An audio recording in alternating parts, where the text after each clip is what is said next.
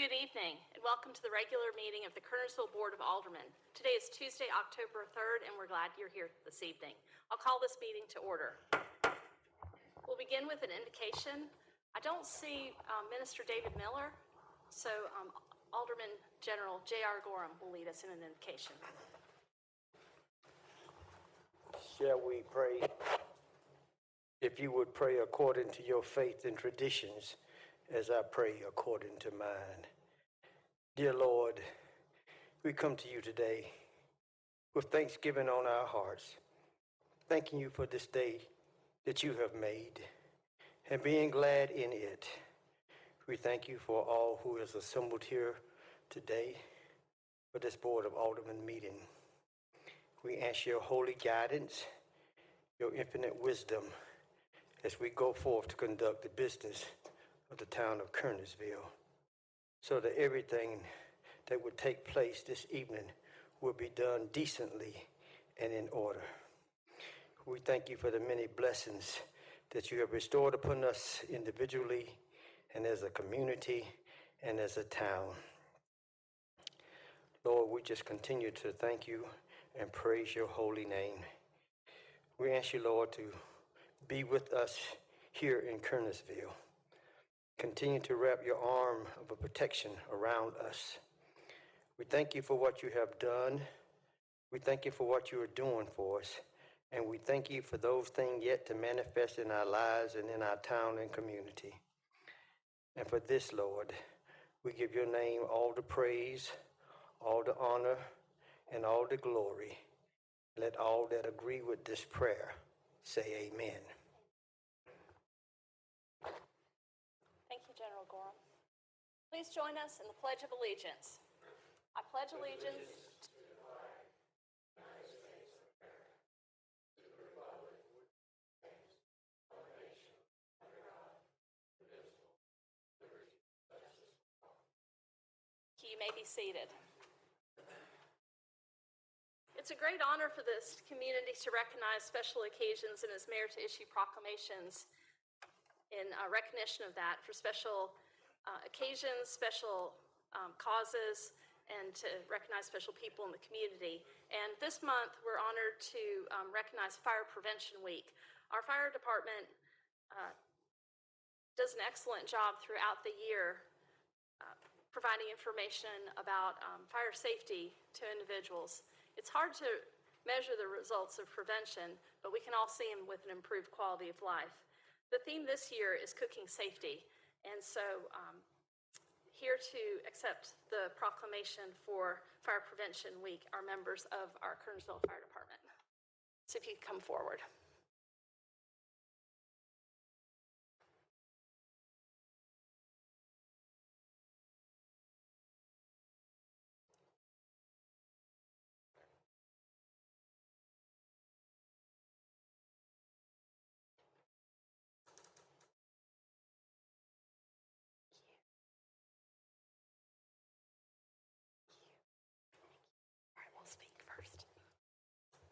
Okay, fires killed more than 2,800 people in the United States in 2021, according to statistics from the National Fire Protection Association.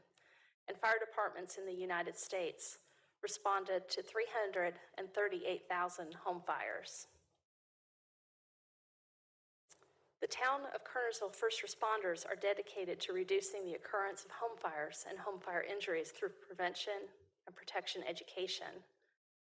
Some facts about Fire Week coming up and the observance this year is 2 of every home fire start in the kitchen, with 31% of these fires resulting from unattended cooking.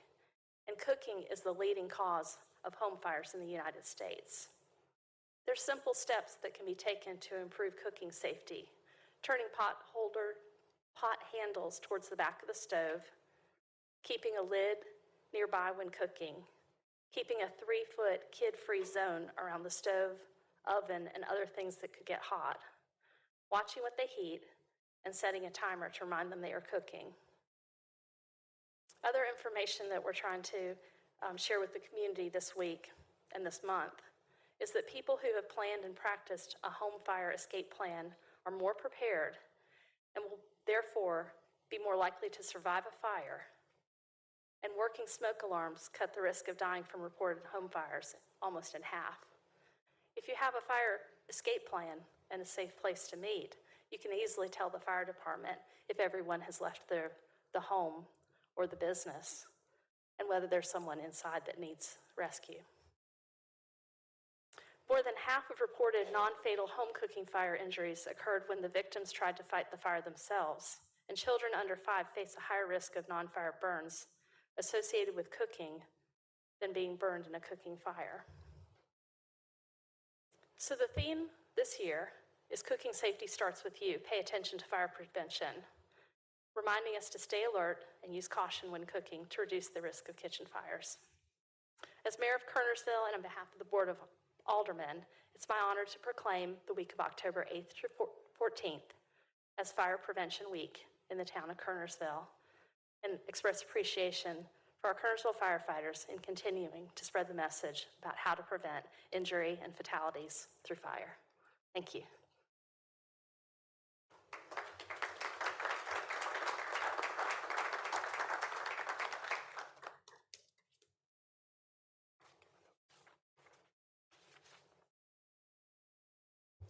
Thank you, Madam Mayor.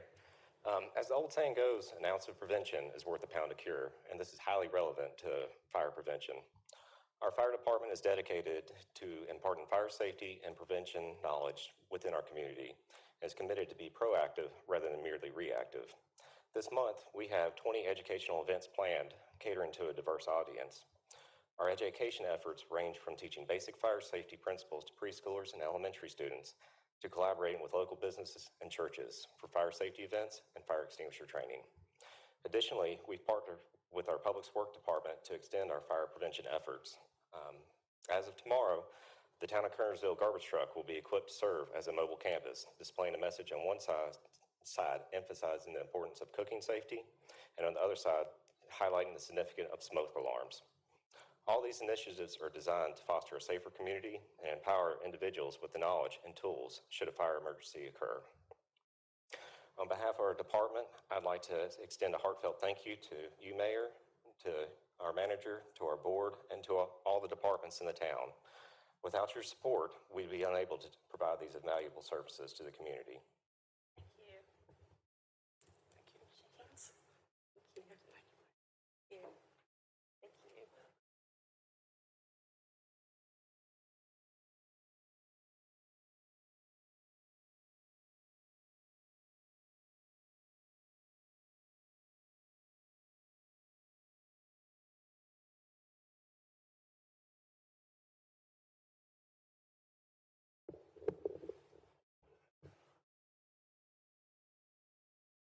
You know, in November, we're celebrating 100 years of fire service in the town of Kernersville, of having a professional department. And over that time, and even in the time I've served, there's been countless lives saved, lives improved, and significant fire events prevented. So our appreciation to Chief Alderman and to all of the Kernersville Fire Rescue Department staff. Thank you for what you do every day. Okay, tonight we have some public hearings. When an agenda item is denoted as a public hearing, persons attending shall be permitted to address the Board of Aldermen regarding the item under consideration, those speaking in favor speaking first, and those against speaking second. Proponents and opponents shall each be given 20 minutes of time to speak, and may choose to allow one speaker to utilize that time or choose to allocate that time amongst different speakers. In the event that either proponents or opponents have not designated a speaker or speakers to represent that view, the mayor shall divide the 20 minutes by the number of speakers wishing to address the board, and each speaker shall have that time to express their comments, ideas, concerns, and expressions. After the opponents speak, the mayor will allow the proponents 5 minutes for rebuttal. If the proponents choose to exercise this option, the opponents will also have 5 minutes for rebuttal. In the event that the proponents do not present a rebuttal, then the opponents shall be given no further time to speak. All right, so item 1A is a public hearing on an annexation, and item 1B is a public hearing on a rezoning. The cases are related. So the annexation case is A7, 2023, Union Cross Road, non-contiguous annexation, and the public hearing is rezoning, zoning docket K809 for property located on Union Cross Road on the east side of Union Cross Road between Glen High Road and Carl L. Clark Road. All right, we do have a presentation by our community development staff, so I'll declare the public hearing open and recognize Catherine Garner. Thank you, Madam Mayor. Tonight's annexation and rezoning are a pair of cases. The annexation is a non-contiguous annexation for the 3 parcels that are included in the rezoning. It is a 2-phase conditional rezoning from Forsyth County agricultural to general business conditional, covering that 36.54 acres. With the 2-phase petition, the Board of Aldermen considers granting the rezoning with conditions. The Board of Aldermen may determine the uses, any public improvement needs, and additional conditions that would protect the public health, safety, and welfare of existing and future residents. Then, if the rezoning is approved, a final development plan is submitted to the Planning Board for review and approval at the time the developer has designed a specific site plan to ensure that the Board of Aldermen's requirements have been met. Planning Board may add other reasonable requirements to further the public health, safety, and welfare at that time. The applicant has submitted the following list of proposed uses with all of the specific definitions from our UDO listed in the Appendix B of the staff report. Planning Board made a recommendation to remove 2 uses as part of their hearing in September. They have recommended to remove brew pub and microbrewery with concerns about the proximity of the school. The site is located on the east side of Union Cross Road. You can see the parcels there in blue with the yellow highlight. It's approximately 1,000 feet due south of the current town limits there at Glenview and Union Cross. Adjacent properties are zoned Forsyth County Ag, Institutional and Public, Limited Industrial, Limited, and Highway Business Special. And then Town of Kernersville's closest is Town of Kernersville Mixed Use Conditional. Glenview Townhomes is zoned RM8 Special, and then there is a commercial parcel here at the corner that's General Business Special. That is going to Planning Board actually in October next week. So things are changing in the Union Cross corridor. The initial site plan meets the requirements for the first phase of the 2-phase rezoning. They've added a condition that multifamily is not to exceed 400 units. They do include commercial and some institutional uses. At the time of the final development plan, landscaping and buffer yards will be required along all public right-of-ways and adjacent single-family residential properties. Here at the south, you'll notice the large green swath. That's around an environmental protected area. There's a stream buffer back there, so the natural area is shown to remain. The site currently consists of 3 separate parcels that total the 36.54 acres. The developer is proposing to dedicate 50 feet along the northern property boundary for the future Glen High Road and Ogden School Road extension. We discussed the natural area that is to remain at the back and the southern edge of the parcel for that riparian buffer. Building elevations are not required during the first phase of a 2-phase rezoning. The Highway Corridor Overlay District will apply to road frontage on Union Cross Road, and staff has proposed a condition that the Central Kernersville Overlay District standards would apply to any residential development, and the Highway Corridor Overlay District standards would apply to the entire property regardless of future subdivisions. That also creates design conformity among all of the development within the parcel, even if it's further subdivided and sold off. The land use plan currently has this area designated as traditional neighborhood development, defined as intended to accommodate residential and commercial buildings, public spaces and amenities, and institutional uses comprised into a compact, pedestrian-oriented arrangement designed to lessen the need for a total reliance on the automobile and to generate a sense of community. Using these T&D principles, 3 major components must be considered: residential development, neighborhood serving commercial development, and the layout of the street system. The intended residential densities for T&D areas should be a net average of at least 5 dwellings per acre for the total T&D tract. Staff has proposed a condition to ensure that all aspects of the traditional neighborhood development principles are achieved by limiting no one use, commercial or residential, to more than 50% of the developable area. This was amended at Planning Board, and the condition that Planning Board adopted and is recommending to you will be covered in their recommendation shortly. So Planning Board's recommendation is to amend the Unified Development Ordinance of the town by rezoning the property in case K809 from Forsyth County Ag to General Business Conditional, finding the rezoning to be consistent with the town's comprehensive plan, the Kernersville Development Plan, and being both reasonable and in the public interest because of the following facts. The conditional use district rezoning two-phase allows specific uses to be considered to ameliorate impacts to adjoining properties, so we can apply conditions for that. The proposed right-of-way dedication will help facilitate the extension of the Glen High Road and Ogden School Road corridor as proposed in our thoroughfare and street plan. And the proposal is consistent with the land use plan and provides uses appropriate for achieving a mixture of residential and commercial uses with a supporting interior street grid. Staff and Planning Board also recommend approval of the site plan and conditions as presented in the staff report and modified by the Planning Board. So Planning Board, as I mentioned earlier, voted to recommend removal of the brew pub and microbrewery uses, which would be a modified condition number 1.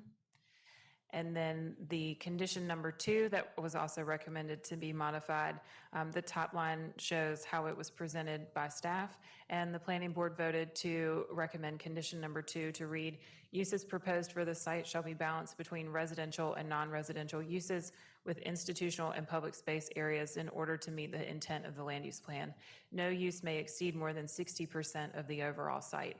Some of the concern was related to how much right-of-way would actually be needed for the road construction when the road plans are done. The developer has generously dedicated and reserved that area in anticipation of the road, but without the actual plans, we don't know if it'll be all 50 or maybe less. So this gives him greater flexibility in anticipation of those details coming later. So that was the recommendation of Planning Board, the removal of the 2 uses and then the replacement of staff proposed condition number 2 with the one attached or shown on the screen and underlined. Planning Board's vote was all members present in favor. 2 members were absent from the meeting in September.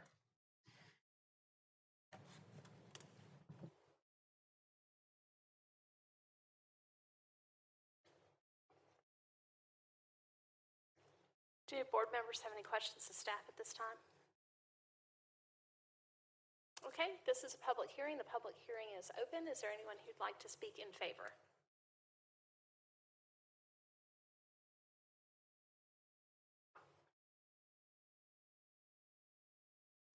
Thank you, Madam Mayor, and good evening to the board. My name is Amanda Hodiern. My address is at 804 Green Valley Road, Suite 200 in Greensboro. And I'm here tonight on behalf of the property owners as the official applicants and also as the contract, on behalf of the contract purchaser as the would-be developer if this request is received favorably. Thank you, Ms. Garner, for that. Thank you for your presentation, very thorough, and I think your staff report covers the nuts and bolts, if you will, of our request very well. So I'm going to try to be efficient with your time this evening and just highlight a few aspects of this case that I think are important. If you'll hold on just a second, can everyone hear her okay? Okay, go ahead. Thank you. If we could go to the next slide, please. Great. So as I've stood here before you many times and said, the case is also true tonight, that the driving narrative here is really about location. When we look at land use and we look at what makes sense, we want to ensure that we're putting things in the right places based on what's already going on. What are the existing conditions? And this is a case that really does follow that narrative. As you can see here, this is just an aerial from Google Earth. We see the interstate corridor cutting east to west at the top of the screen. And then, of course, Union Cross Road is your corridor going north-south here, also at the center of the screen. The red star is our subject property. And you probably know what I'm about to say. We are within a stone's throw of the interstate interchange, and we're on a major trips per day thoroughfare of the town of Kernersville and of the county here. So we've got captured trips that are already occurring here. We've got people within the town of Kernersville, within the county, who need to travel this corridor anyway, who need goods and services, who want to live in this part of the town. And we've got people also traveling back and forth on the interstate who will need to stop and access services, goods and services, or who may want to live here because this is a convenient spot as they travel that corridor. So this is really a prime location to put some of these commercial uses and residential uses that Ms. Garner talked about as being the goal of the land use plan categorization here for the traditional neighborhood development. And I would submit to you that because this site is accessed only from your major corridor, only from Union Cross Road, and in the future, one day, from your future Ogburn School Road extension, you have the rare opportunity here to get some density here, get some commercial uses that don't have to travel by existing residential uses to come in and out. You know, you've already got people traveling on Union Cross who are going to access goods and services there anyway, but we don't have to go through a neighborhood. We don't have to connect to the back of a neighborhood to make this work. So I would submit to you that this is an ideal location for this sort of use. If we could go to the next slide, please. Just wanted to point out a few existing conditions here. You'll notice in this slide, this is our subject property to the right-hand side that you see looking out. You'll notice the median divided road in front of the site. Of course, this is a two-phase rezoning, so we're not looking at a site plan tonight. But when we do get to that stage, if we get past this stage, the median divided road is a big deal. That's going to drive how DOT issues our driveway permits.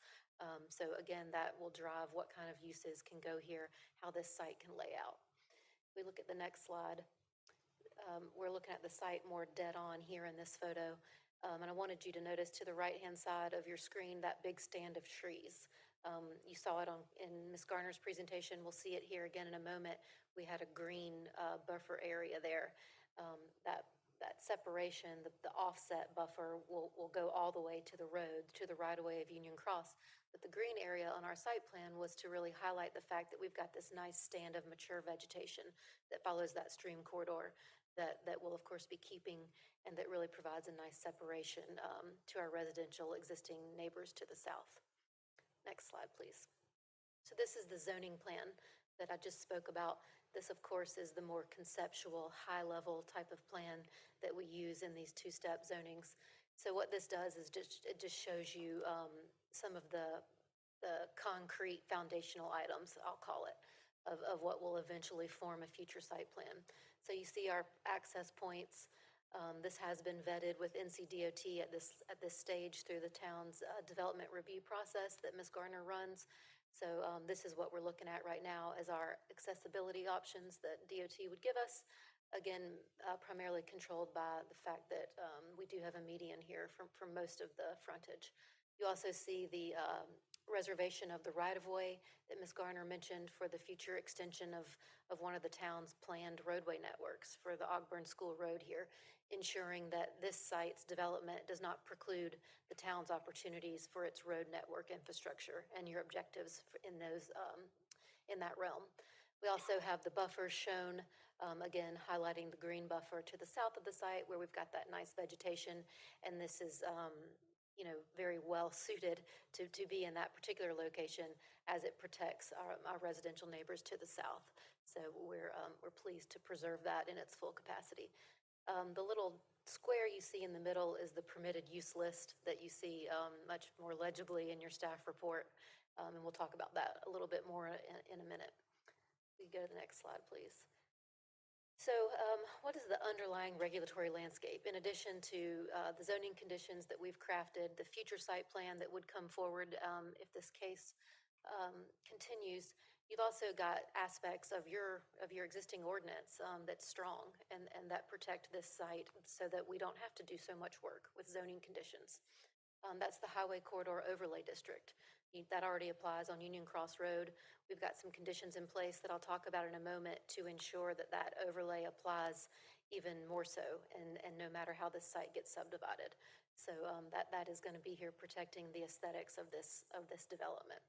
You've got your downtown design standards. It's your Kernersville overlay for aesthetics on residential buildings, and by condition, we're imputing that here. So any residential structures will will have that same aesthetic control standard, and that gives a nice consistency and comprehensiveness to the high quality of design and development that you expect of your residential buildings here in town. We've also got required stream buffers. We've talked about that a little bit. We've got required street yards and perimeter buffers and setbacks. So all of that is already working. That's already all required by your ordinance, and we're going to meet all of that to ensure the compatibility and harmonious consistency that this new development would have. And then, of course, I've talked about the NCDOT-controlled driveway permit process. So that's something we have to apply to the NCDOT for how we get those access points, curb cuts, driveways, and what they say is what goes. So they're the ones who tell us how that will operate safely based on our site plan, our proposals, and what we're looking to do here. And that would come during the secondary site plan process. We could keep going. So the land use pattern, I want to come back to that. There's a couple other things going on here other than what we saw on the aerial. We do know that we've got your interstate. We've got a lot of commercial uses on the other side of the road that are being approved for the Winston-Salem, Forsyth County process. And we've got a lot of residential development activity in the town, on the town side, sort of more interior on the corridor, if you will. A lot of the Caleb's Creek neighborhood, the Glenview townhomes that are under construction now. What we don't have is much of a transition coming off the interstate, coming off this heavily traveled corridor. As we transition back into the residential development, we're sort of missing that step down, or we're missing that part of the land use pattern to provide those that concentrated focus of commercial destinations, goods and services that serve the people who live here. So this request would provide to impute that into your land use pattern here, into the framework, so that the people who are already living here are already traveling these corridors anyway can stop while they're there and get their needs served, or have a place to live here if this is a part of town that they're interested in. This also makes use of your existing infrastructure. Of course, I've talked about the road network a lot. Union Cross Road is already there. It's a heavily improved facility. It moves a lot of traffic. It has the capacity to move a lot of traffic. So again, we want to utilize that. We don't want to have to go in and build a bunch of new roads and sprawl out and create traffic trips where they don't already exist. We want to make use of where you've already got that traffic and where you've already got the ability to move that traffic. We've also got sewer opportunity here. So again, making use of those infrastructure expenditures that have already been made. We've also liked the fact that this proposed zoning balances the corridor, if you will, with what's going on the other side through the Winston-Salem, Forsyth County process. We have a lot of major retail commercial uses over there, Chick-fil-A, Sheetz gas station, some other fast food users. So I think that it makes sense to balance that out and allow the town side to also have some of that opportunity for those commercial uses and to capture some of that density in a place where it makes sense. Finally, this proposed development, I've touched on this earlier when we were looking at the zoning plan. It allows the opportunity to go ahead and capture that corridor for your future road extension for the Ogburn School Road. That's been on your thoroughfare plan. That's in your long-term goals and objectives. So the way that the town can ensure that that happens through the development process is to get that right of way when somebody like my client is here making a request like this. So we're happy to dedicate that, or set it aside at this time, dedicate it when we come to site planning to ensure that that critical infrastructure connection can get made when the time is right. If we could go to the next slide, please. We've got some growth circumstances already happening here. Ms. Garner alluded to this in her presentation that really are also part of the story. I've talked about the west side of Union Cross Road. It's growing. It's got some intensity happening that I think it makes sense to mirror on the east side with the town controls. This is a growing frontier of the town. As Kernersville continues to grow and have a lot of residential activity and desirability south of the interstate, it makes sense to provide those residents who live south of the interstate with goods and services, so they're not having to travel as far, create more trips to get to the goods and services that are on the north side of the interstate. So this is, again, is about rounding out that land use pattern and providing the full framework of uses. Also, we've got increasing travel on I-40. This is due to the town's own success and your economic development endeavors with all the employment opportunities you have. You've got Macy Grove on one end, you've got the hospital growing, you've got more and more employment opportunities on the Winston side. So as folks are making those trips, they also are having to stop. They have to get off the interstate, get a bite to eat, get gas, or look for a place to live that's on that corridor, on that travel route. You might know people like this, or maybe you've been this way where you're splitting the commute with a partner, and it makes sense to live close to that interchange that you're both traveling the corridor. So this again provides opportunities for that type of utilitarian residential use. If we can go to the next slide, please. As your inquiry asks you to do, we believe that this is a reasonable and balanced approach to a rezoning request. We're seeking to establish the highest and best land use tonight. That's what what zoning is about, and particularly in this two-phase process, when we're not down in the details of a site plan, we're looking at highest and best land use right now so that the details can come later. Along with the appropriate restrictions that already exist in your underlying ordinance, we've talked about those, and the additional ones that we're offering tonight in the form of zoning conditions. That's how we achieve this balance and this reasonability that I believe this case offers. This process allows the developer the certainty to move forward with the building plans, to get financing in place, to get tenants in place, and then come back with that more granular site plan that would also come through your highly rigorous development review process and of course get approved by your board. It will still go through that full DRC scrutiny and come before, not this board, excuse me, but the planning board. So you really have got a nice opportunity here to establish the framework, to get the use mix right, to get the condition parameters right, which we'll talk about in a moment, and Ms. Garner alluded to, so that when the use, when that does move forward and come to site planning, it'll be in keeping with your land use plan, and it'll be what the town envisions for its own growth objectives for this corridor. If we could look at the next slide. So let's talk about the zoning conditions. We've got some extensive use prohibitions.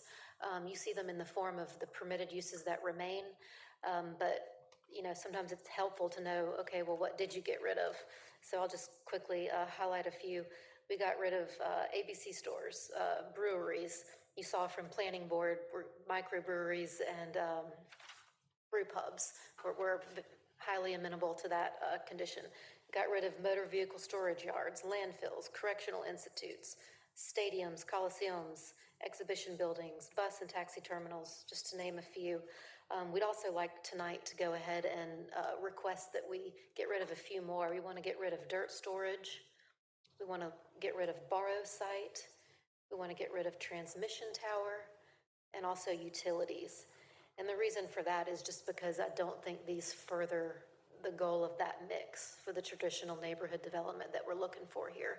Those uses don't really activate or add a lot of vitality to the area, which is what this request is really about.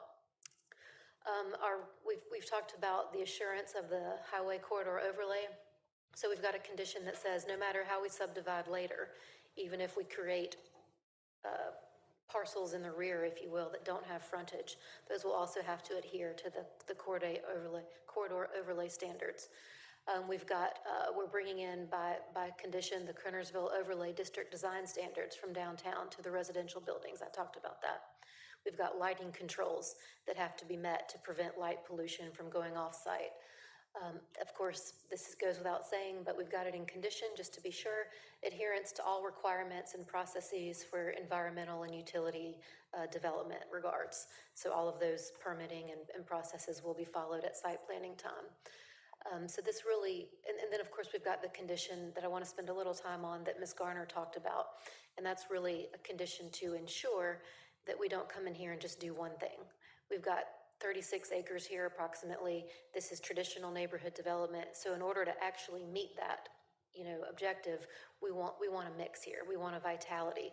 So the condition that Ms. Garner talked about and that we've agreed to says that we'll have a mix of uses. It won't just be all one thing. And in fact, we'll go ahead and limit the one thing that could be the most residential. We're going to cap that at 60% of the overall site. And what that does is really assure that the residential aspect of this won't become the whole thing, because the infusion of some goods and services to serve the area is key. I've talked about that a lot tonight. Ms. Garner talked about it as being a key feature of the land use plan designation here. So this condition assures that the town will actually get that. This project will actually deliver all aspects that the land use designation asks for. The reason that we spent some time at planning board getting that percentage right and getting that language correct is really functional. When Ms. Garner alluded to this, we don't know yet how that road is going to come through. There's not been studies yet. There's not been an alignment yet. So it's highly likely, if not certain, that this development will go before that road happens.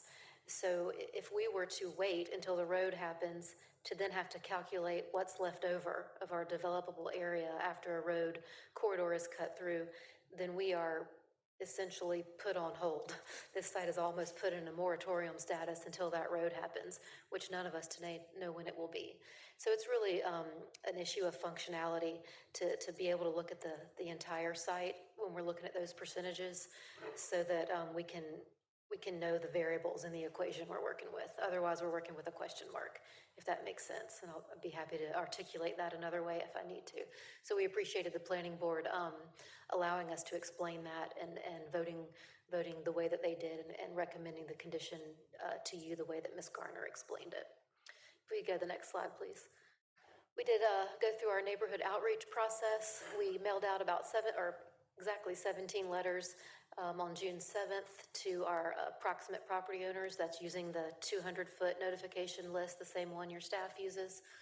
Invited everyone to a Zoom informational meeting that we held on June 21st. We, of course, also placed the physical sign on the property with all of this information according to your ordinance. We had 3 folks attend, one of whom was one of our property owners. I did have 2 additional phone calls outside of the meeting. And all of those conversations, inclusive of the ones on our meeting, were just, hey, what is this? What are you looking to do? What's the plan? And that was it. We didn't hear any objections with the discussions that we had. So we also did not have anybody speak against this at the planning board. So I hope that means that we've done a good job curtailing this and appropriately customizing this request to be reasonable and balanced. We did work with staff significantly. They were very helpful in creating our use list and, of course, proposing the additional conditions to get that right balance and to assure that this plan would meet the land use designation. So I'll stop there and be happy to answer any questions. Thank you. Thank you. Okay. We'll see if there's questions later. Great, thank you. Is there anyone here in opposition?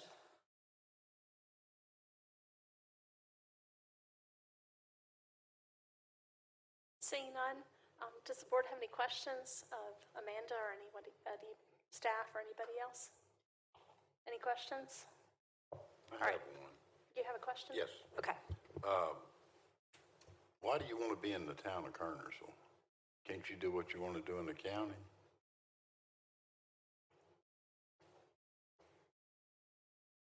I have to think about that a moment.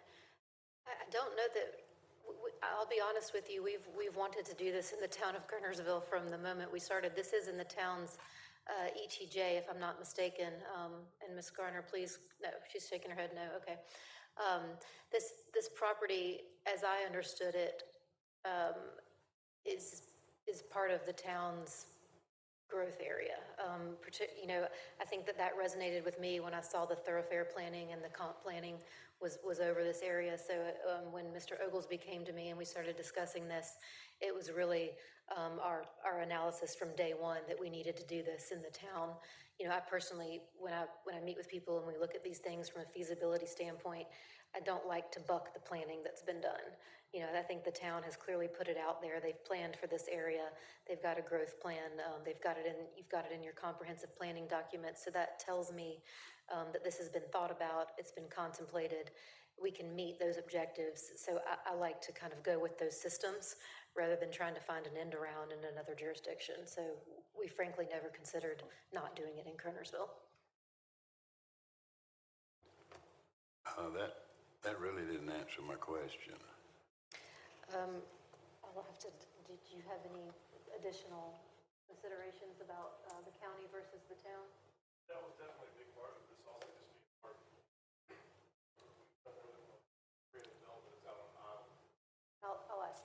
just for the record. Yeah, if you could state your name and your business address.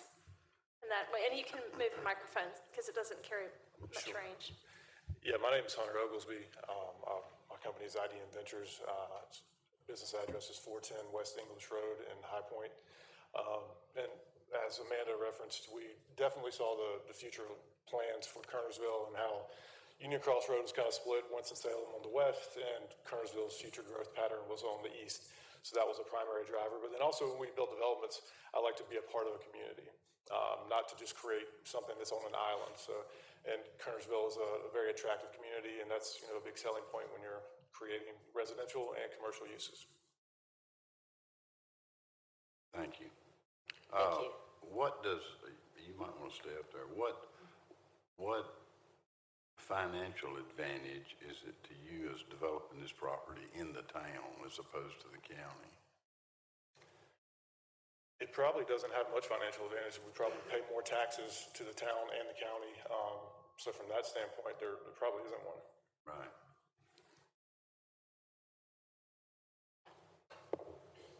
Thank you. John, did you have any more questions? Okay. Yeah. Any other questions? All right.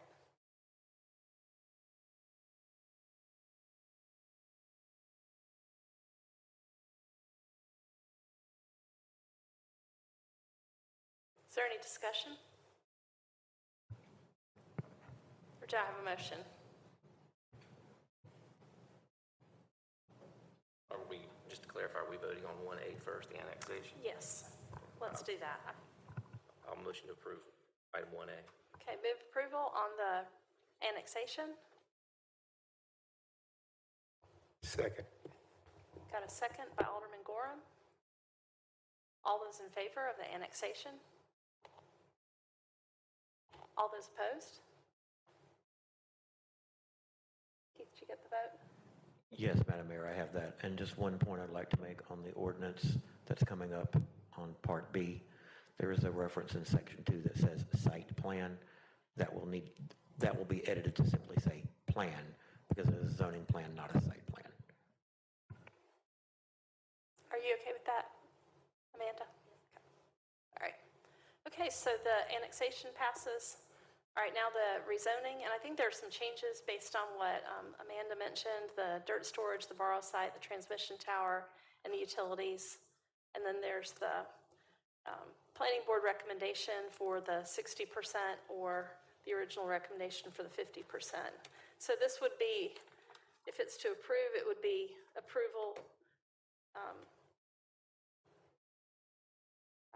It's about page 5 of the staff report is some of the details of what's recommended for the motion. But does anybody have any questions, discussion?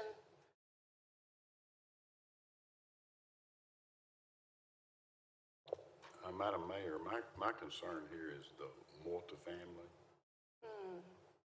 And I think they limited it, I saw somewhere, they limited it to 400 units. If Ms. Garner can address that. I saw that somewhere, Ms. Garner. That is on the plan that was submitted by the applicant as a condition that they've proposed. So if that plan is adopted by the board, then that would be what they would be limited to. And they can do this without any further approval from the board, correct?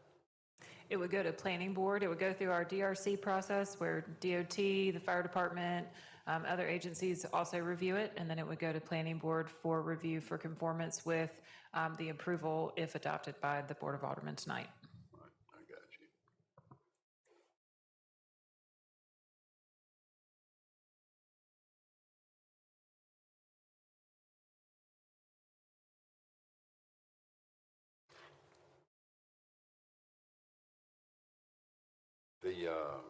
The 60%, was that negotiated? Between who? There was extensive discussion with the applicant and planning board. At the meeting, we had met about it, the applicant and I, previously. And then at planning board, there was extensive discussion about the pros and cons of what staff had proposed, what the applicant was proposing, and then the condition as proposed and recommended by the planning board was a little bit of meeting in the middle.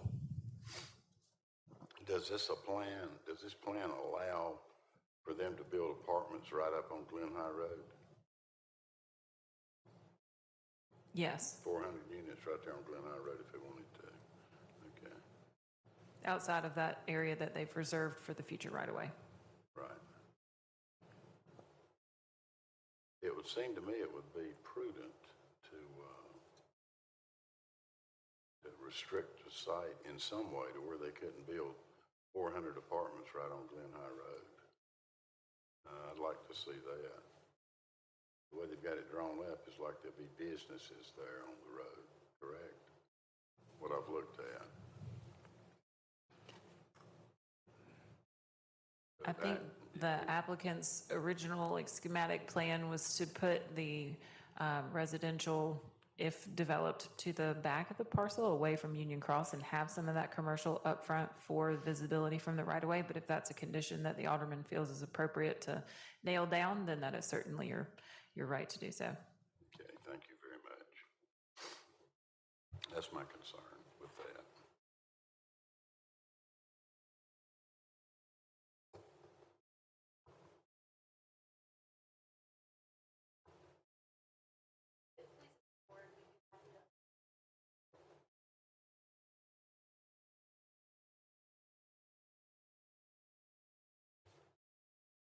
Turn this over to Mr. Oglesby, but I'll just say, as Catherine mentioned, of course, we're not at the site planning yet, but we have done some schematic studies just, to make sure that we're going down the right path here. So the 400 unit cap is because, of course, we've not done the full engineering yet. We don't, that doesn't mean that we would go out and do that many. We just wanted to give you guys some ceiling, so that it wasn't just open-ended. Of course, it would have to actually fit with all the parameters of the underlying ordinance. We've got to put internal roadways in and all that sort of thing.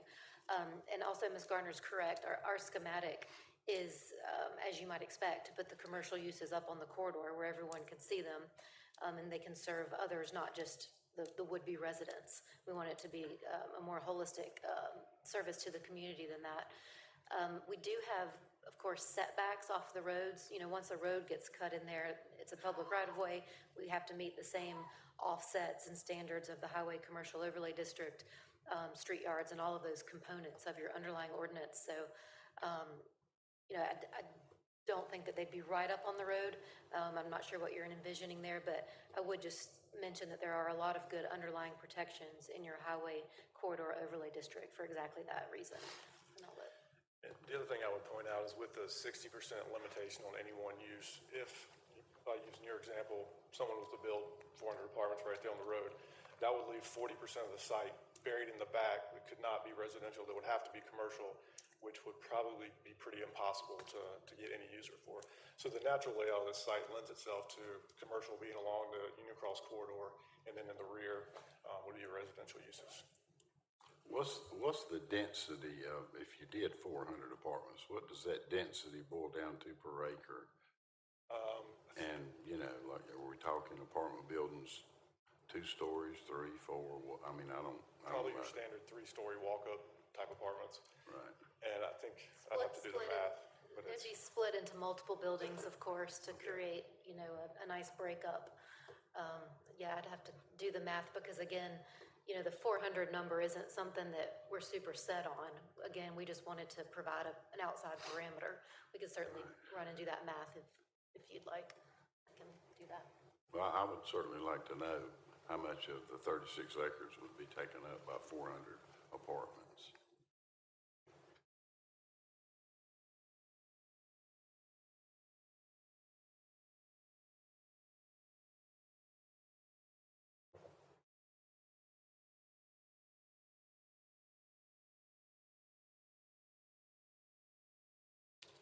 across the 36.5 acres, that's just under 11 units per acre.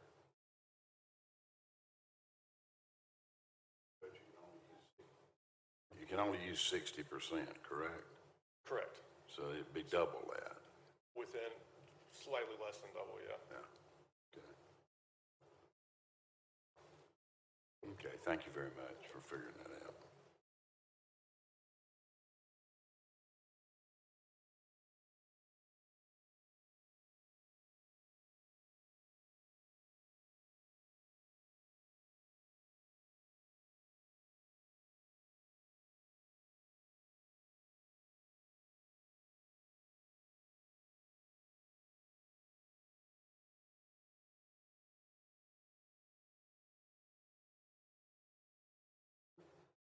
Mayor, how do you want this motion to read if it's a motion for approval? What do you want to base it on? Maybe I asked Catherine as well as you, but what do you base it off the second motion made by the planning board with item number 1 and item number 2?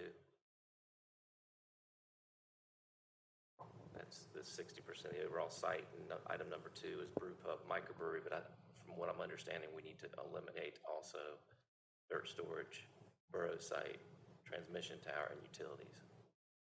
And those other items Amanda mentioned have already been excluded, right? Because they're not on this list.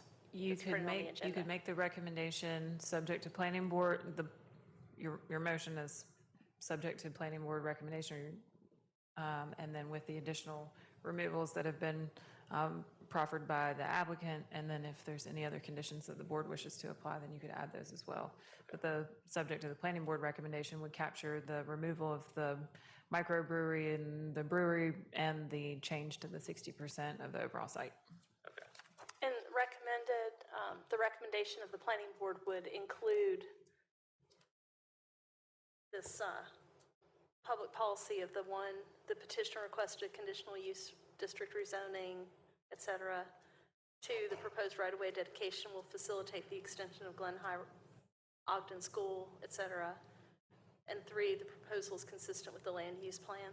Yes, the planning board voted in favor with staff on that and then made some modifications to you for changes to the conditions that staff had proposed.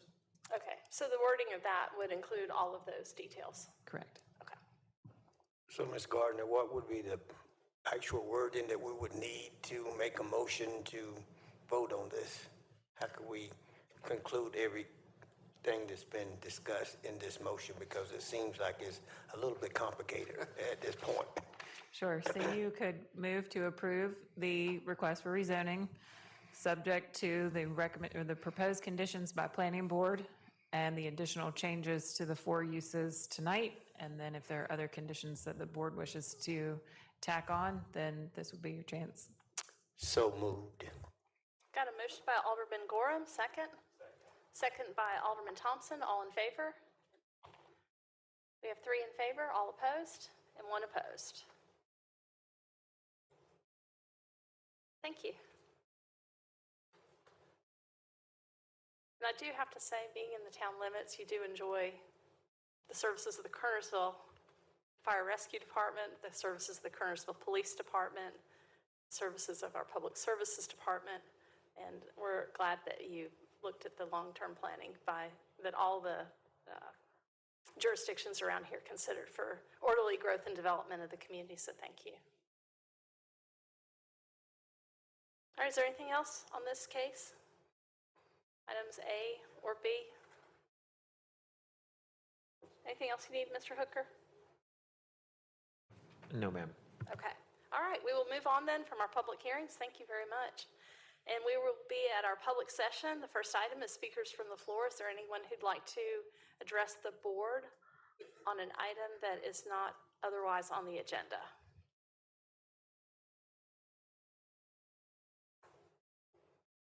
All right, seeing none, we'll go to the presentation by Friends of the Garden.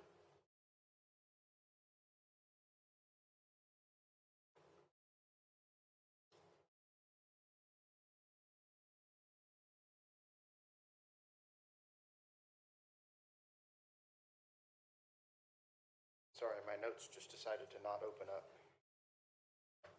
Oh, well.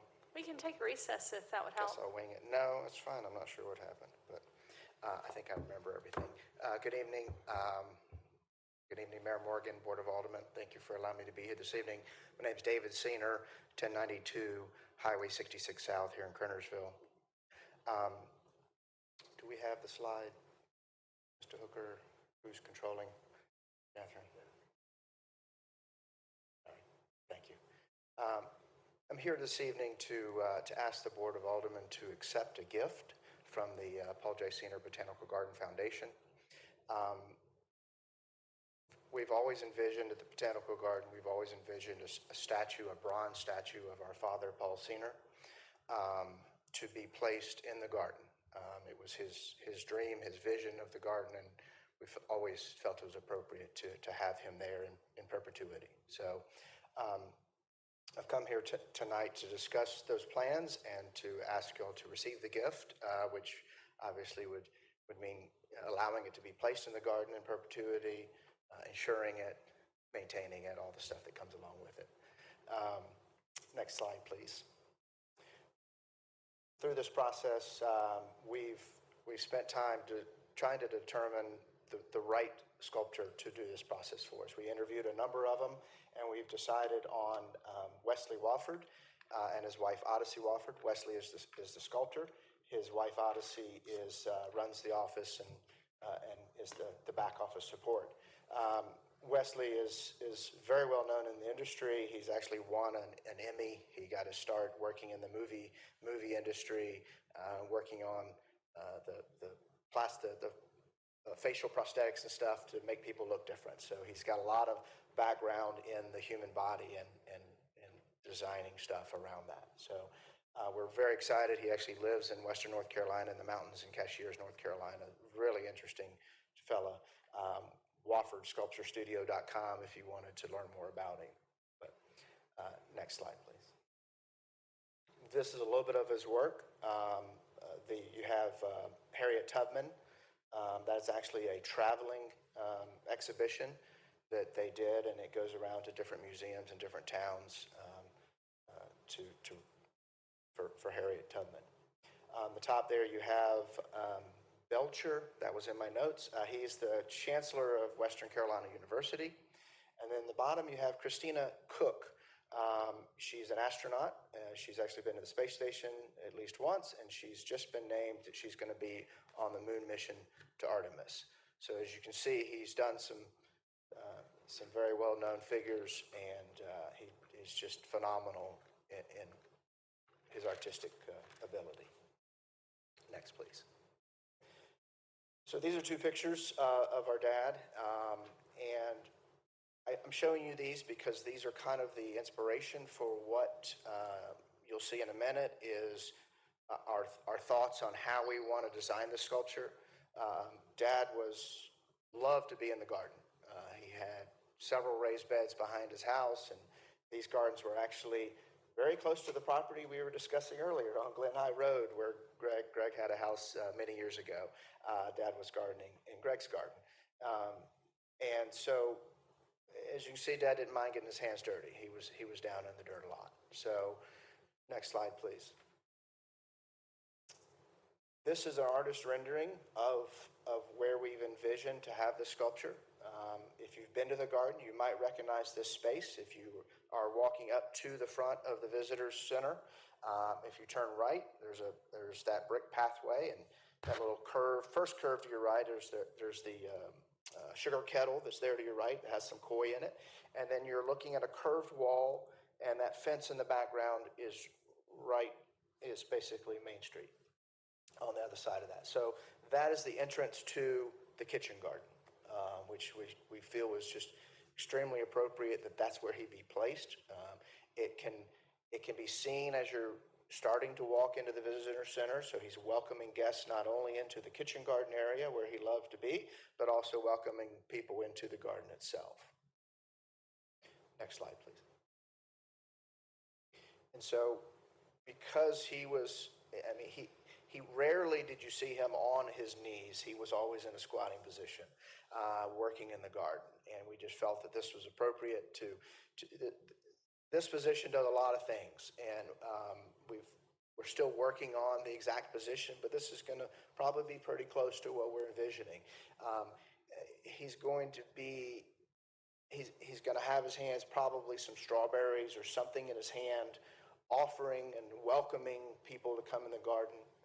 There's a lot of symbolism you could give. He's not only offering the strawberries, but he's offering the botanical garden as a whole to this community. So we've really tried to work around, Wesley Wofford, the sculpture, has been great at helping us determine what message we want to portray. But we just wanted to portray Dad in the garden where he loved to be.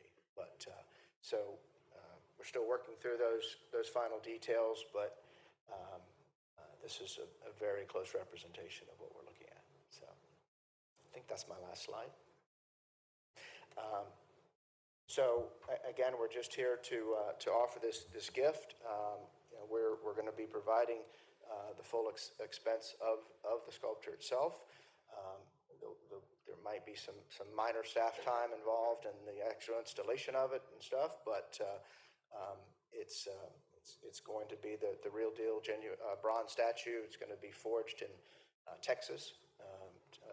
Very well-known forger there. So, any questions?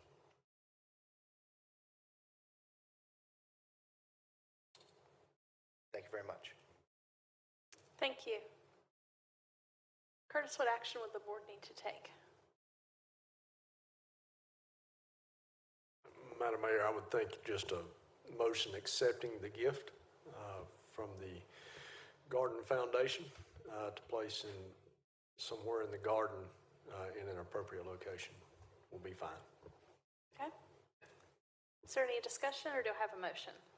I'd like to make the motion that the town accepts the gift from the Garden Foundation of the sculpture. I second. Got a motion by Alderman Pennick, second by Alderman Gorham. All those in favor signify by raising your right hand. It's unanimous. Thank you. I can't help but think Paul Senior would have been interested in tonight's zoning case.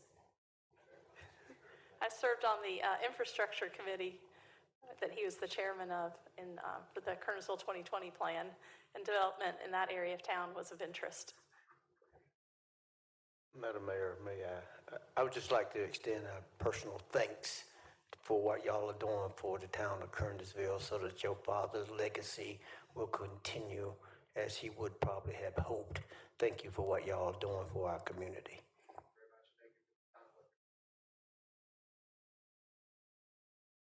Thank you. Is there anything else?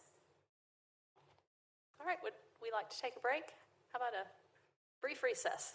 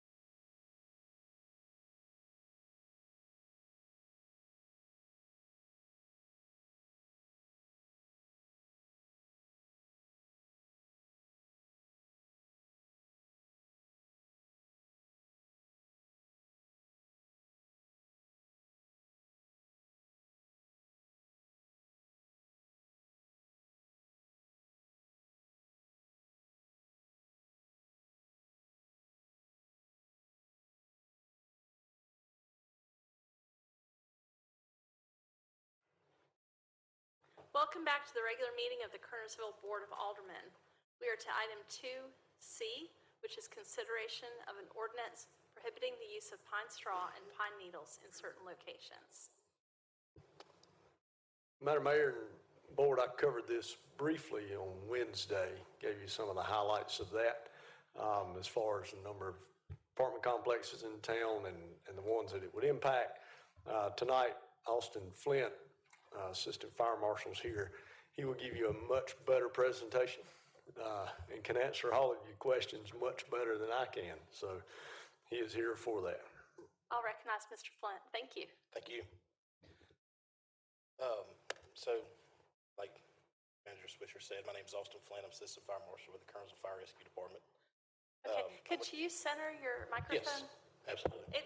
It collects sound kind of a little bit of a band, so, Yeah, and you can put it on the ledge or below depending on how it picks up better. I'm gonna put it right here. No, don't. I'm gonna put it right here. Thank you. Is that better? Yes. Okay. I'm gonna try not to take up too much of y'all's time tonight, but just kind of touch base with how we got to the point where we need to develop an ordinance for this and just kind of the steps we took to get to this point. And also here in just a few moments, I'm gonna invite Kim Lyman up. She's the Vice Chair of Government Affairs with the Piedmont Triad Apartment Association. So I'm gonna have her come up here in a few minutes and just kind of touch base just a little bit about this. If you'd go to slide 2. So just to kind of give a brief background, the overall efforts of the Fire Marshal's Office and the Fire Prevention Division is basically to protect life and property here in the town of Kernersville. And I'll touch base on this in a few more moments, but basically through investigations and fire code inspections and educational programs, we identify the risks that we have within our community. And one large risk we are seeing ongoing around not only our area, but really throughout the entire state is pine straw being too close to combustible sidings on both commercial structures as well as multifamily dwellings. And before I go too much further into this ordinance, just to kind of lay it all out, this does not affect any 1 or 2 single-family dwellings or 2-family dwellings. This is just for commercial properties or multifamily dwellings. But we are noticing a large problem through periodic inspections as well as investigations where we are seeing improperly discarded cigarettes being thrown into pine straw and that leading to fires. Pine straw is known for having a low flame point, leading to a flame spread that far exceeds any other type of landscape materials that is prominently used. And here in just a few moments, I'll have a few data points that come up that kind of elaborates on that a little bit further. But just within our community, we have seen where the same scenario of cigarettes being thrown into pine straw has began several fires. And you can go to the next slide.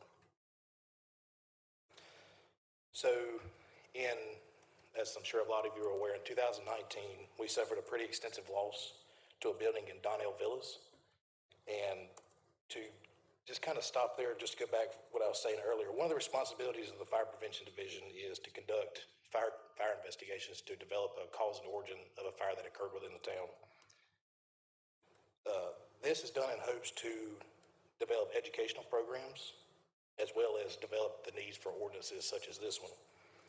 And that is in hopes to deter a similar fire from happening twice. Of course, like I said, the overall goal of this is to protect life primarily as well as property in our community. After conducting an investigation of this fire, we deemed that it was started by improperly discarded cigarettes that was thrown into pine straw. We will go further in depth on this building here momentarily. However, the results of this fire study was conducted throughout Kernersville's 46 multifamily dwelling complexes, and the 46, only 12 would be affected by this ordinance. 5 of those 12 were affected very minimally. Before moving on to the second part of this slide, a lot of these corporations and property management teams, as I'm sure you are very well aware of, they typically own more than just one complex, more than just the one that they own within the town of Kernersville. So they are larger corporations, and typically we have found where one corporation owns several throughout the entire county. So with that said, the word of mouth that involved in this ordinance has gotten around very quickly, and outside agencies about this ordinance could possibly be coming into effect all over the county. This mainly due to other jurisdictions already implementing the ordinance. However, with that said, this resulted in these property management teams already taking upon themselves to move away and begin the process to move away from the pine straw. With that said, in August of 2023, we conducted a reevaluation of the properties, and it was found that not only 6 of the 46 properties would be affected by this ordinance, with 5 having only small areas that would be affected. And that, it kind of narrows down to the landing paths that comes down from egress steps, as well as areas around multiple buildings materials that was used on the exteriors in small areas that have combustible siding within 10 feet of pine straw. And it was found that 7 complexes have switched to from pine straw to mulch as their landscaping materials since the last study was completed in 2019. Go to the next slide. So in regards to compliance and to be getting the properties within the compliance of this ordinance, a primary goal is to work with these properties. It's not to, strictly lay down the ordinance and say that you have this time frame to get into compliance and abide by this. We plan to take more of an educational route with this and to getting these properties into compliance. We plan to meet with, if it goes into effect, we do plan to meet one-on-one with the properties that would be affected by this. And we will work on a timeline between us and the properties that we're both pleased with. I'm sure a lot of us are aware that in a corporate world, sometimes things may not move very quickly. However, so setting one firm date with all properties may not work well. So we'll be fluent and work with the properties as needed. Next slide, please. So as I was saying earlier, there's a few data points that are listed in this ordinance that shows the full effect of the pine straw has. As you can see here, the fire spread rate for pine straw is drastically greater than the other type of materials that are commonly used. You can see the pine straw is 90 inches per minute. Large pine bark is 4.8 inches per minute, and kind of et cetera. So you can see that kind of lays out how fast the pine straw has the ability to move and create drastic effects. Get the next slide, please.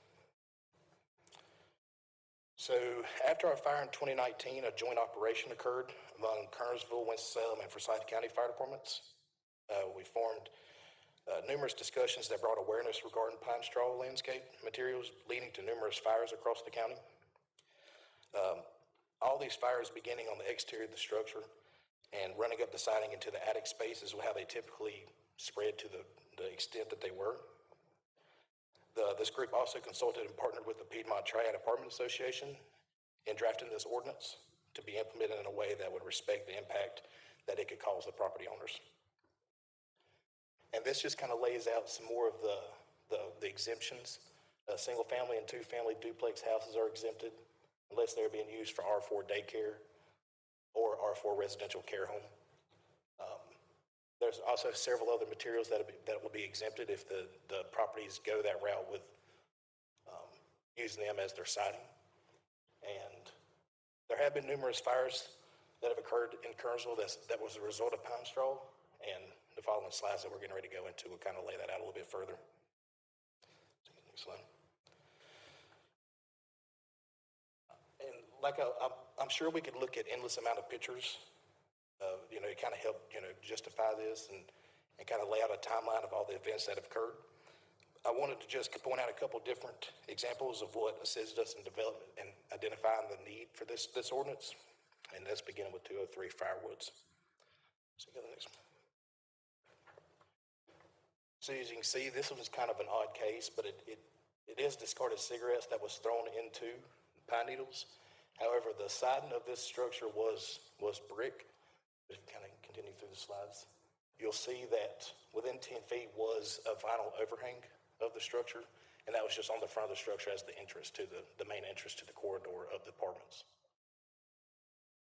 That's just kind of some more of the aftermath, and you can see that the pine needles, the way the flame spread works them is very fast, and it gets intense very quickly, so it's able to reach areas that were within that 10 feet range. You can see during our investigation, we noticed that there were cigarettes in the pine straw. Kind of moving on to another example. So 815 Donnell Street. Donnell Street, as you can see, this incident occurred just 1 year prior to the larger scale incident that I'm going to talk about here in just a few minutes. But as you can see let me go through some of the pictures. As you can see that this fire was noticed kind of quickly.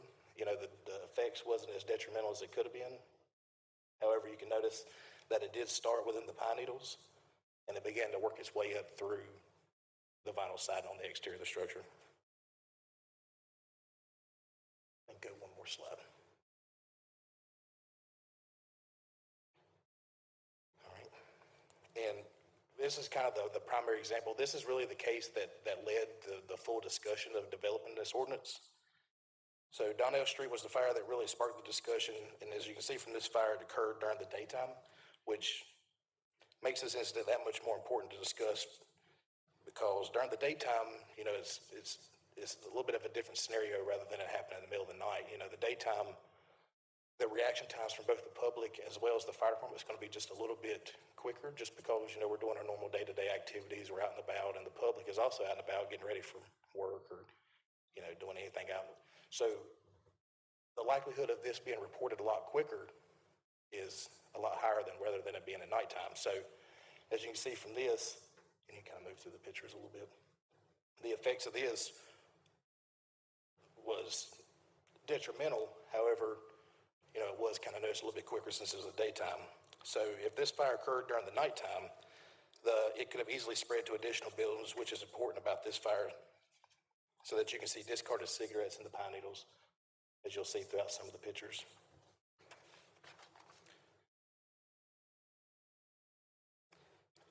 Then this was just kind of add in some more of feedback that we crossed over while we was talking to other jurisdictions. So this just add Winston-Salem was brought into discussion with 2 separate buildings that were affected by a fire that began by discarded cigarettes in the pine straw, which quickly led to the building that you see here. And lastly, there will be a large amount of apartment complexes that are going to continue being built that's within the town. I'm sure growth is going to happen continuously. So our goal is to kind of lay this ordinance out prior to them putting the landscape materials to these newer buildings and make this streamlined across the county as well as the town of Kernersville.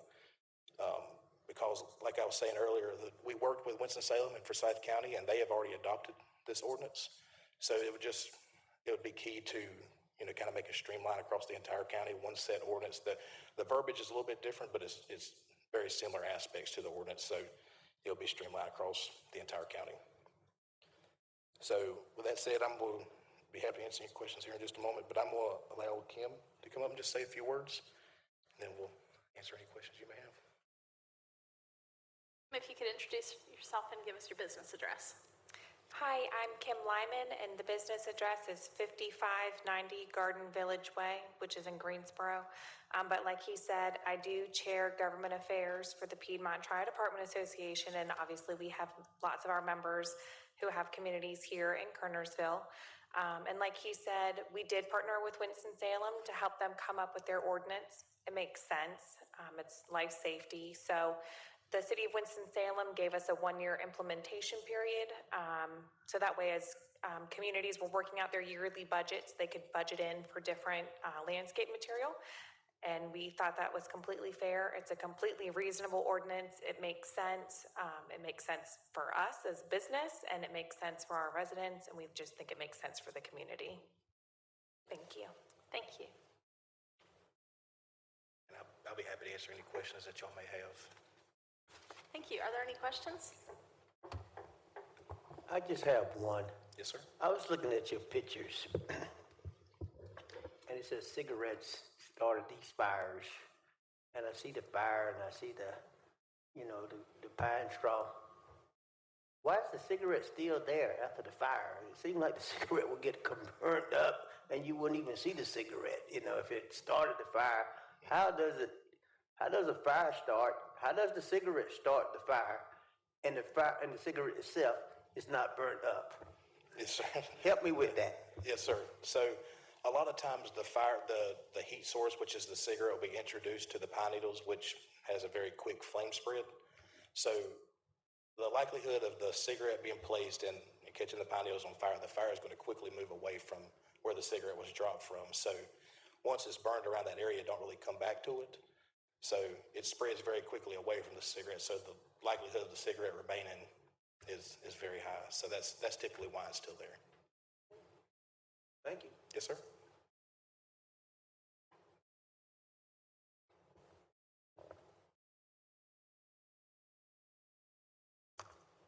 Do I have a motion to approve this ordinance?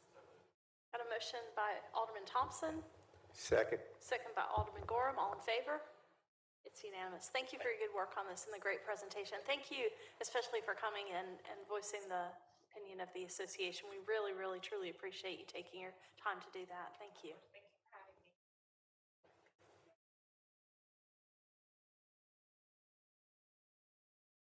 All right, we are back to the agenda. We've got item 2D, which is discussion regarding grant funding for Visitor Center and Kernersville Foundation. Madam Mayor, Board, you have in your packet two grant requests, one from the Kernersville Foundation, one from the Kerner's Folly for some help with our assistance on the Visitor Center. Both of these are pass-through grants that came from the state to the town in last year's budget, and so we are passing these two grants through to these two organizations. They're $100,000 each, and you have in the packet, we had them submit a grant request just because we had the nonprofits do that. So you have in your packet really what they will be using that for. That's mainly for our auditors, since it's a pass-through grant from the state. But you have in there what they'll be using it for. The Folly Foundation, of course, will use it for the Visitor Center, and the Kernersville Foundation will use it. They will pass along that funding to some of the nonprofit organizations in the community that they fund.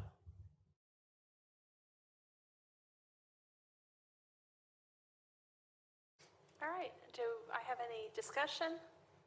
Is it two separate votes or just one vote? You can make it one vote to pass along that funding to each of those organizations.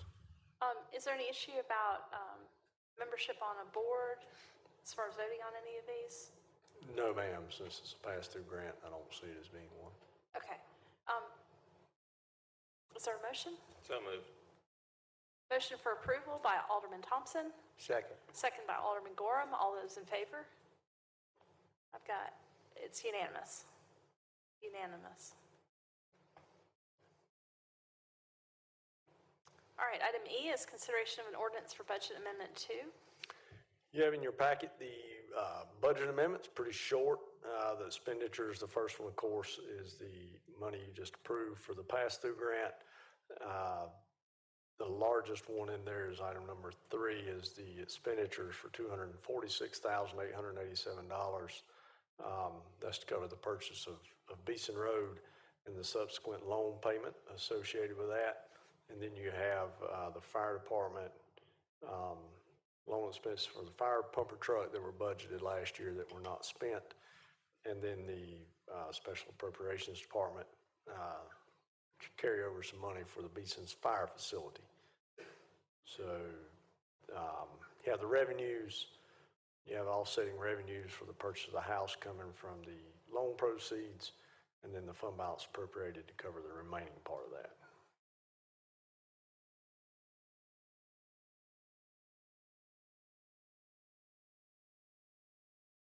Okay, do I have a motion to approve? So moved. Motion by Alderman Gorham, Second. second by Alderman Penix. All those in favor? It's unanimous. All right, item F.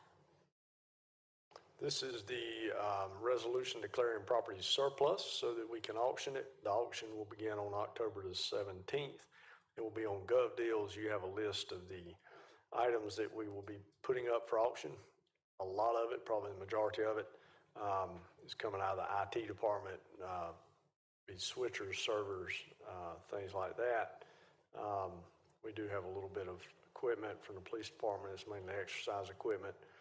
And then we have some lights, floodlights, a few hand tools and things of that nature. All right, do I have a motion to approve?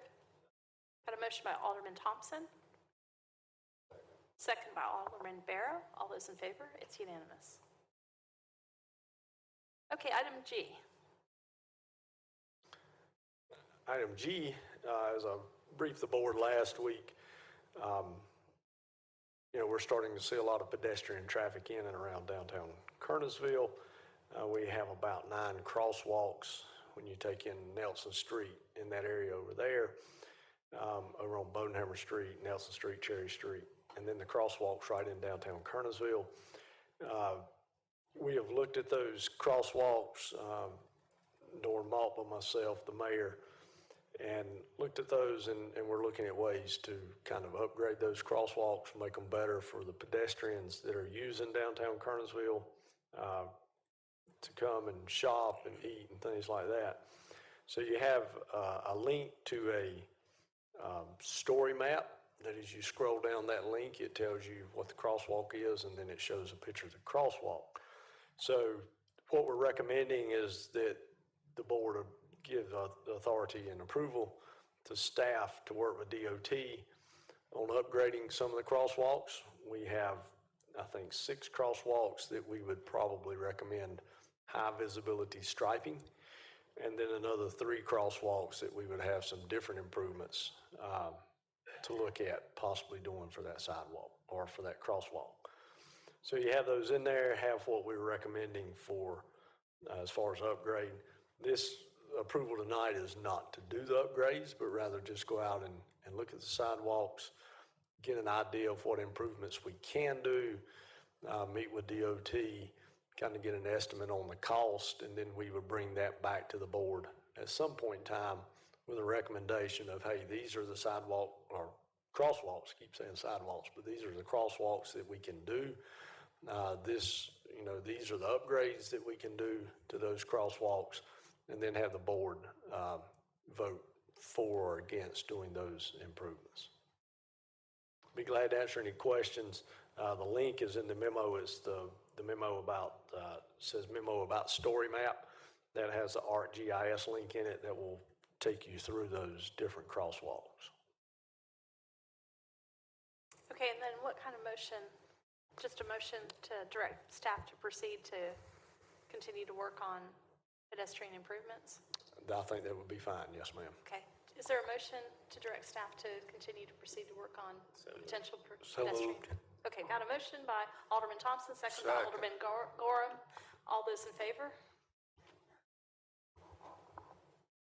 It's unanimous. I was looking at Keith to see if he got the motion. Okay.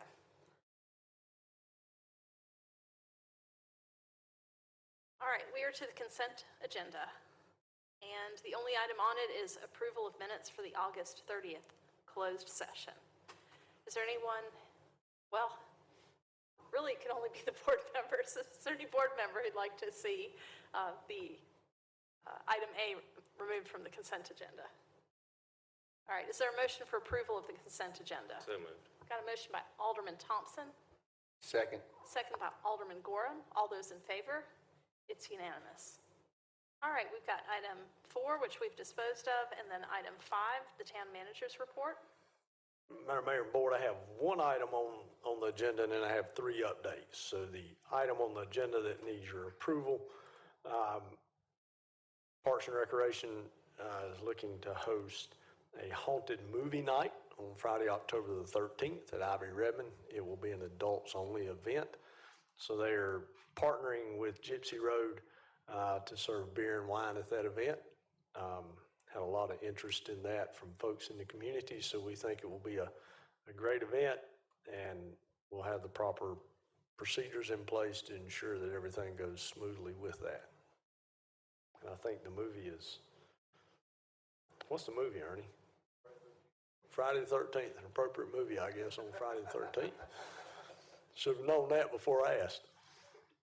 So if the board will give approval for that, we will continue forward in making the plans. Okay, is there a motion? Motion for approval by Alderman Pennick, second by Alderman Thompson. All those in favor? It's unanimous. The other item, Alderman. Before you move on that one, I would like to mention this week I talked to several school groups, and I talked to high school groups also in that. It was elementary school, third graders, and also high school students this week in various groups. But one of the groups of high school students had noticed from attending the last movie in the park, the promotion for the haunted movie night. And they were disappointed that there wasn't a Halloween movie that the teenagers could go see. So I don't know if there's anything to be done about it this year, but I just wanted to let you know that there appeared to be interest in having a more family-friendly movie night for Halloween. You get a lot of special requests, I know, and the Parks and Rec Department does a really good job in adjusting its programming when it hears from people, so I just wanted to pass that along. It just shows that your notice for the movie was observed by many. All right, matters to be presented by the town. Oh, Mr. Swisher, you had more. Next item, Alderman Barrow asked at the last meeting about the sidewalk on Mountain Street. Have an update on that, a request for letter of intent. They're set to post that probably in the next couple of weeks. That will be for design work. Once that is posted, they will select someone to do the design work for the project, and then it will move on from there. So that's the stage, probably in the early stages of it, but that's where we are right now on that. Good deal, thank you. Second item is, I got a letter today from our representative in the House, Donnie Lambeth. We are the recipient of $2,450,000 in grant funding from the state for this year. I am not sure what all is included in that $2.4 million, the parameters as to how it has to be spent. That will be specified probably in the coming weeks. So you'll be, as you all are familiar, that comes in to us. It tells us what type of grant that it is, how it has to be spent. We recommend projects to the board, and then we submit those projects to the state. Fortunately, in the past, I don't know that we've had any denied to where we had to go back and substitute projects, but we'll be prepared this year to have multiple projects in case that does happen. So I think some of it is for land purchases. Some of it is, I think, for possibly another pass-through grant for the Visitor Center as well as the Kernersville Foundation, but I'm not 100% sure. I haven't seen it. The last thing, we'd like to let the board know, we received, we went through our rating process for our ISO rating with the fire department. We are currently a Class 2 rating. We improved this year, and we will be a Class 1 rating, which is the absolute best that you can get. So congratulations to Chief Alderman and everyone in the fire department for that rating. We were going to try and, keep it secret until the 100th anniversary. Thought that would be a good time to tell it, but I think someone let the cat out of the bag the other day. So Chief Alderman told me we'd probably just go ahead and let you all know before everybody else finds out. So we are Class 1, very proud of that. I think we're probably one of, 5 in the state?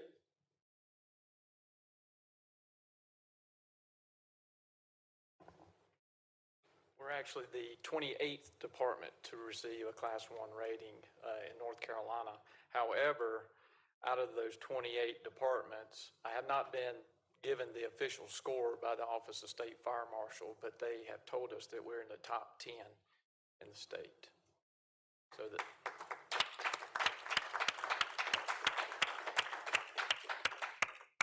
And I just want to say thank you to the mayor and the board and the manager and all the department heads and the town departments, and more importantly, the town or the fire department staff for everything that they do day in and day out.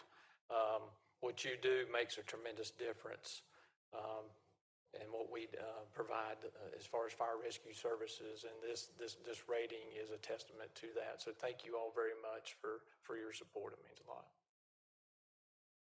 Congratulations. A lot of small decisions over a long period of time brought the resources to bear, and a lot of good staffing decisions too, as well. All those practices and all those drills and all those responses have contributed to this moment. So what an accomplishment. Congratulations.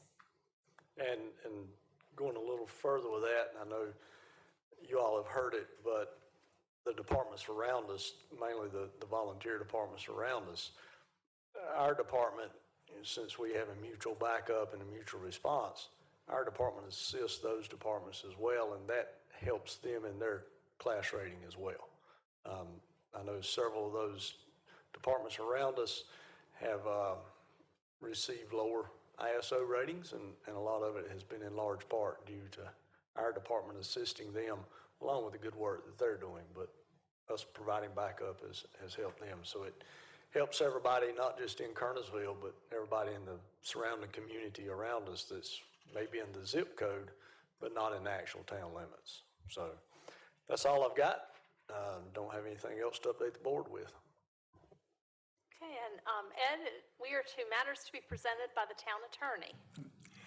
Madam Mayor, I do not have a report tonight, but we do have need for closed session. Okay. All right, that brings us to item 7, matters to be presented by the mayor and board of aldermen. Mr. Penix, I'll begin with you. Okay, thank you. Mr. Gorham? Thank you. Mr. Barrow? I'd just like to remind the other board members about the new Kernersville public swimming pool, and we just need to get enough people together, be thinking about that for next year. Thank you. Okay. Mr. Thompson? I have nothing, thank you. Okay. Well, just what great news about the fire department. It's an incredible accomplishment. And to remind everybody, we are celebrating the 100th anniversary of the fire department, and that will be coming up in the first weekend of November. And we have these wonderful banners around town to remind everybody of that upcoming celebration and accomplishment. So if there's nothing further, other than the closed session that we need to talk about at this very moment, could I have a motion for the closed session?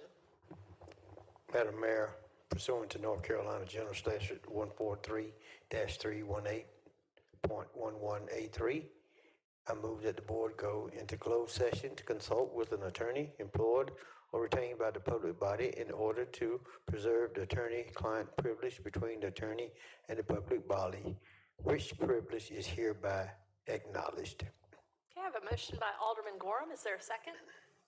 Second by Alderman Thompson. All in favor? It's unanimous. We're now in closed session.